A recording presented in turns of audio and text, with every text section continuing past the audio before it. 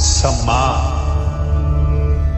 मनुष्य के जीवन में सम्मान का बहुत अधिक महत्व है। वो उसे अपने हृदय, अपने मन से जोड़कर रखता है। कदाचित इसीलिए हम शत्रु के सम्मान पर चोट पहुंचाते हैं ताकि उसे पीड़ा पहुंचाई जा सके। परंतु ऐसा करने से सावधान रहे मित्र। शरीर पर लगी चोट मनुष्य भुला सकता है, परंतु उसके सम्मान को लगी चोट उसे जीवन भर पीड़ा देती है। और स्त्री के मान सम्मान पर लगी चोट उसे उस सीमा तक ले जाती है जहां उसे केवल प्रतिशोध दिखाई देता है। यदि अपने शत्रुओं को जीतना है तो प्रेम से जीतिए, अपने कर्मों से जीतिए। उन्हें अनुभव करवाइए कि उनसे भूल हुई। किसी के सम्मान को ऐसी चोट ना पहुंचाइए कि वो आपका नाश करने पर उतर आए। स्मरण रखें, किसी का अपमान करके आपके हृदय को कदाचित थोड़ा संतोष आ जाए, परंतु उस अपमान से आप कई हृदयों को आघात पहुंचाते हैं और अपने लिए एक शत्रु और बढ़ा लेते हैं। हम सब शीघ्र ही सफलता चाहते हैं, ढेर सारी संपत्ति और सुख चाहते हैं, और ऐसे में कई बार हम छोटे मार्गों का चयन कर लेते हैं। वो मार्ग जिनमें परिश्रम नहीं होता, जिनमें होता है तो केवल छल, कुटिलता और भाग्य का सहारा। जैसे कि जुआ। कोई जुए के खेल में धन लगाता है, कोई दांव लगाता है और ये भूल जाता है कि जुआ ऐसा दलदल है कि जिसमें एक बार गिरे तो सर्वनाश से पहले निकलना असंभव है। यदि आप जीते तो और जीतने की भूख बढ़ जाएगी, और यदि आप कुछ हार बैठे तो उसे पुनः पाने के लिए आप फिर से खेलेंगे। मनुष्य को यह आभास ही नहीं होता कि अपनी संपत्ति के साथ साथ वो अपनी मानवता, अपने संस्कार, अपना धर्म और अपना उत्तरदायित्व सभी जुए की भेंट चढ़ा देता है। इसलिए कुछ पाना है तो परिश्रम से पा। यदि कुछ जुए में जीता तो वो उतना शीघ्र ही खो दोगे, चूंकि उसे परिश्रम से पाया नहीं गया है, और उसकी रक्षा करने के लिए आपके मन में स्वाभाविक प्रयास भी नहीं होंगे। क्षमा बढ़न को चाहिए, छुट्टन को उत्पाद। क्षमा इस संसार में शांति का, सुख का मूल आधार है। क्षमा आपके मन से प्रतिशोध और शत्रुता जैसे भावों को समाप्त करती है। परंतु क्या हर स्थान पर क्षमा आवश्यक है? क्या प्रत्येक का अपराध क्षमा करने के योग्य होता है? नहीं। कभी कभी उसे क्षमा करके हम उस व्यक्ति को और बड़ा अपराध करने की प्रेरणा देते हैं, और ऐसा ही अपराध है स्त्री का मान भंग करना, जिसमें क्षमा की कोई अवस्था नहीं।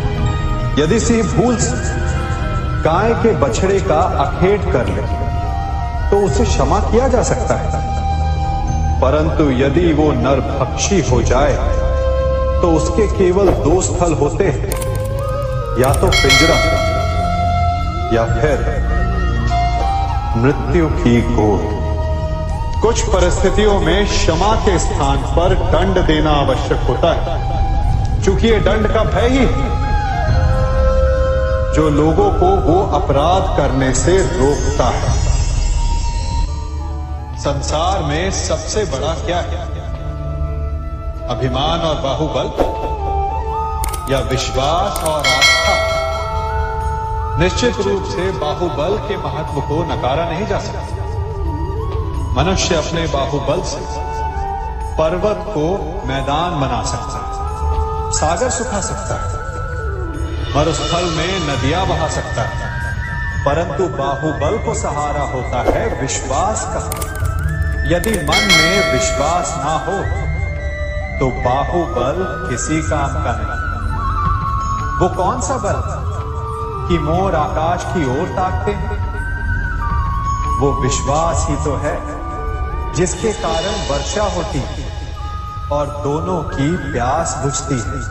परंतु जब पाप के बाहुबल का सामना धर्म के विश्वास से होता है तो बाहुबल हार जाता है और जीतता है विश्वास।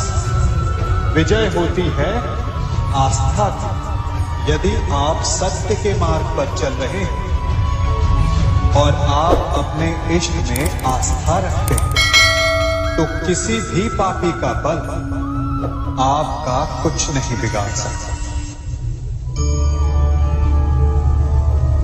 कभी सोचा है हमारा जीवन भी उस रेत की घड़ी की भांति है? जो रेत नीचे गिर चुकी है वो हमारा अतीत है, जो अब भी ऊपर है वो हमारा आने वाला भविष्य है, और वर्तमान ये संकुचित स्थल है जहां से धीरे धीरे करके रेत गिर रही है। अर्थात हमारे पास जीने के लिए यही एक क्षण है। उसका उपयोग कैसे करना है ये हम पर निर्भर करता है। जो बीत गया उसका दुख मनाना है या जो भविष्य में होने वाला है उसकी प्रतीक्षा में क्रोध करना है। सब कुछ करने के लिए यही एक क्षण है। प्रसन्न रहना है तो उसके लिए भी यही एक पल है। प्रतीक्षा करते रहोगे तो ये पल भी भूतकाल में बदल जाएगा। इसलिए आनंद के लिए, परोपकार के लिए प्रतीक्षा ना कीजिए। आपके पास जो पल है उनका भरपूर सदुपयोग कीजिए, क्योंकि इस घड़ी को पलटकर आप फिर से समय अवश्य गिन सकते हैं, परंतु अपना बीता हुआ समय आप वापस नहीं लौटा पाएंगे।